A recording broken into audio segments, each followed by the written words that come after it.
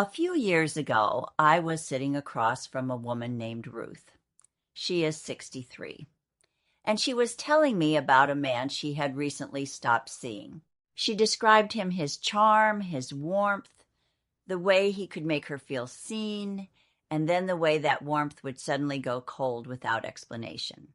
The way she had worked hard to understand him, to be patient with him, to make space for his moods, the way she had ended up feeling smaller in herself by the end of it than she had at the beginning.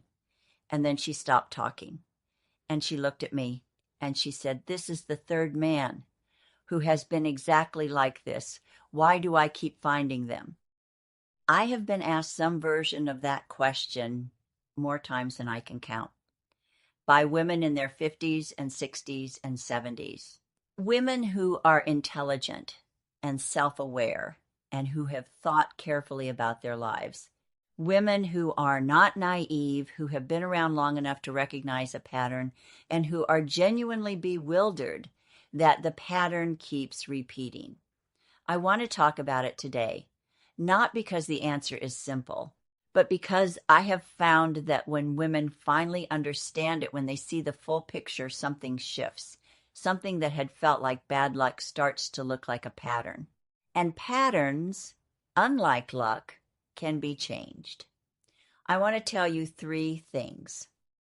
What the pattern actually is, where it comes from, and what breaking it actually looks like, because it is not what most people expect. The first thing, what the pattern actually is. When women ask why they keep attracting the same kind of man, the instinct is to describe the man. He is emotionally unavailable. He runs hot and cold. He needs a lot and gives back inconsistently. He is charming at the start and difficult later. He makes you feel responsible for his emotional state.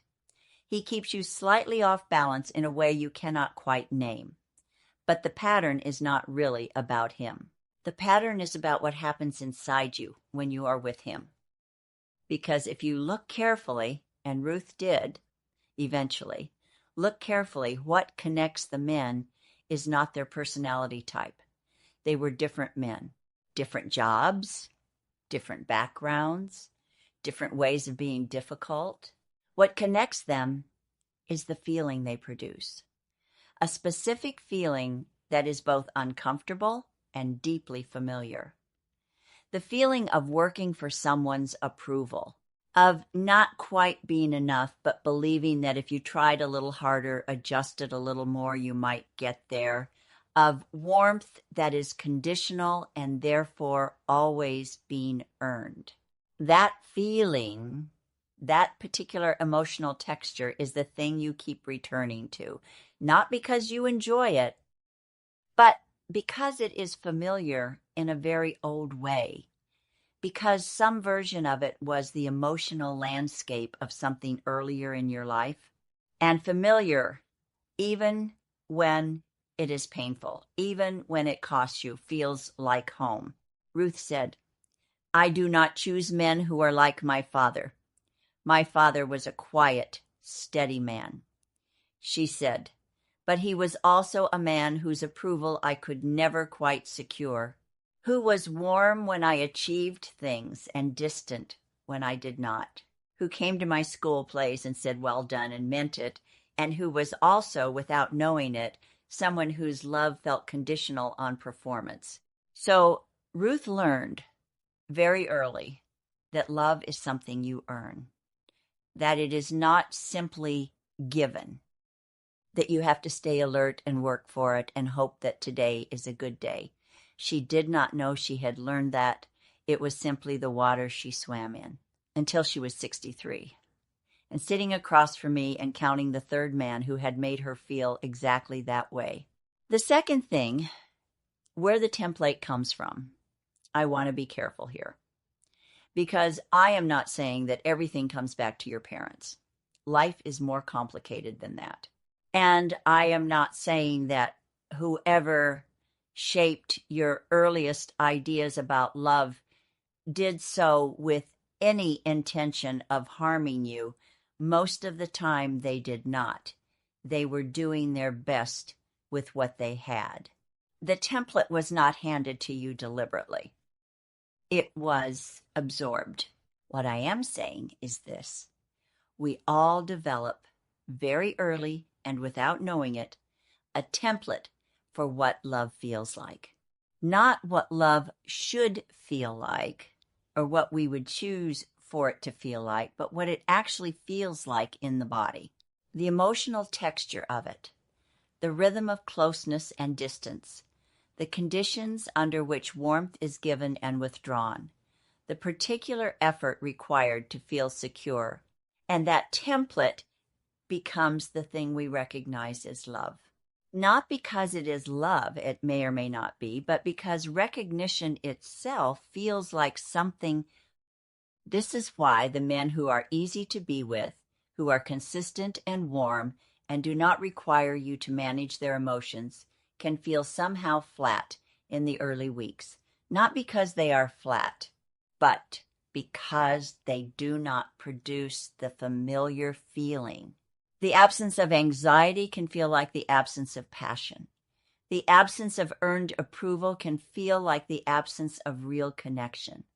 And so you tell yourself he is nice, but there is no spark. When what you mean, though you do not know it, is that he does not make you feel the old feeling. And so, without meaning to, you move toward the one who does, the one who keeps you slightly uncertain. The one whose warmth, when it comes, feels earned and therefore real. The one who reminds you of the emotional shape of something you have known a long time. Ruth said, "I have let go of 3 good men because they felt too easy." She said it quietly, without drama, in the way women say things they have only recently understood and are still absorbing. She said, "I thought easy meant not real. I thought it meant not enough." She was wrong. Easy, it turned out, was just what she had not been allowed to believe she deserved. The third thing, what breaking the pattern actually looks like. People hear this and they think the answer is choose someone different. Choose a man who is consistent and warm and uncomplicated. And that is part of it, but only part.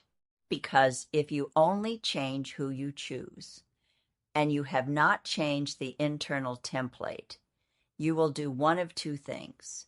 You will either still find the easy man flat and gradually pull away, or you will unconsciously begin to introduce the old dynamic, needing more reassurance than he can give, interpreting his steadiness as disinterest, creating the anxiety you are accustomed to without meaning to.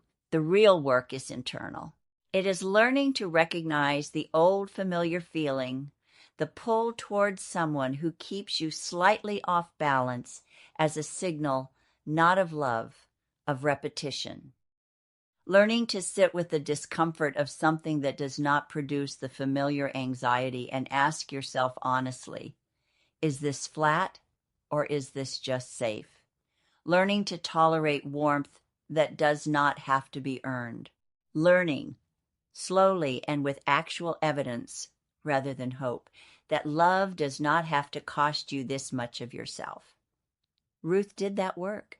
It took her about 2 years, with the support of a therapist she credits with changing her life. She said, "The first man I dated after that work felt wrong to me. He was kind and consistent, and he never went cold on me. And I kept waiting for the other shoe to drop. I kept looking for the catch." She said, "It took me months to understand that the shoe was not going to drop, that there was no catch, that this was simply what it was supposed to feel like. She is still with him." She told me recently that she had to learn in her 60s what it meant to be loved without having to earn it every single day. She said, "I wish I had understood it 30 years ago." She said, "But I understand it now, and that is enough." I also want to say something about timing, because women sometimes hear this and feel a kind of grief, not just for the relationships, but for the years. The calculation that says, if I had understood this at 40, how different might things have looked? I understand that grief. It is real and it is allowed. But I want to offer something alongside it. The work Ruth did at 63 changed the last chapter of her life completely. It is not too late to change the template. It is not too late to learn to recognize the pattern for what it is and choose differently. The understanding itself is the beginning. I want to say something to you directly. If any of this is landing, you are not broken.